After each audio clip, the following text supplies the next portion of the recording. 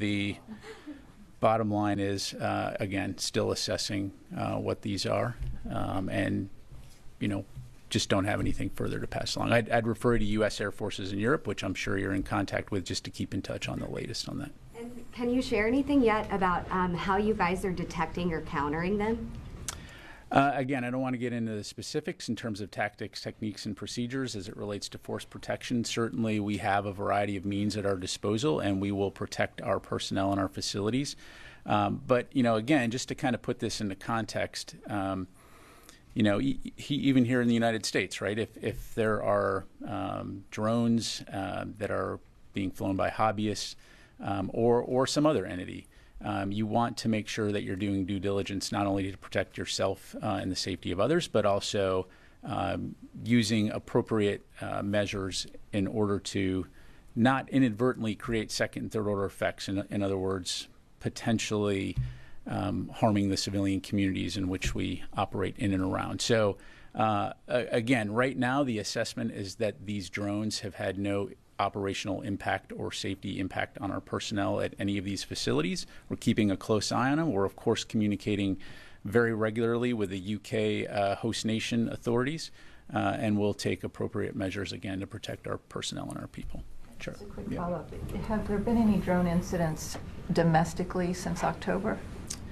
That's a hard question to answer, Jen, because, the reality is on any given day, Pat Ryder, hobbyist drone pilot, can fly my drone next to a base and it's in and it's out, and is that a drone incident, or are we talking about something more serious, where like the Langley incident, where there's multiple drones operating over a facility for multiple days? So again, I don't have any statistics in front of me, but just the reality is that these small aircraft are now ubiquitous across the United States and the world. I have a very close relative of mine who's a drone pilot, and he flies his drone all over and does amateur photography.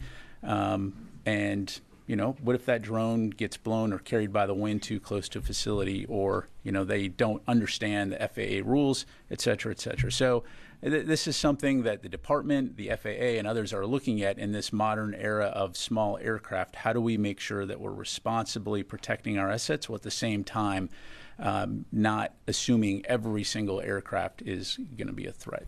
So thank you, Charlie. Welcome back. I hate to go on about it too. However, please do drone on. I have to drone on. This is the third time in 2 weeks. They appear to be coordinated, persistent operations, not the work of a hobbyist. There are reports out of Britain that 60 military personnel have been deployed, 60 British personnel have been deployed. Does this come down to the MOD? Is it down to the Home Office? There are other ways of taking down drones without shooting them down. Yeah, and you're right. And again, I won't speak for the MOD. And as I highlighted, of course, the U.S. Military are guests in England, in the United Kingdom, at the invitation of the government of the United Kingdom. So certainly working very closely with the authorities there. We are taking it seriously. We're monitoring, taking appropriate measures.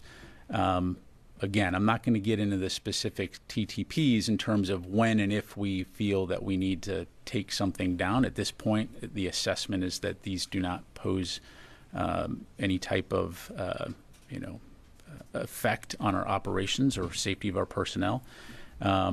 So I don't have an answer. I'd have to refer you to USAFE, but it's not uncommon if we have small teams that go around the world that are specialists in various capabilities.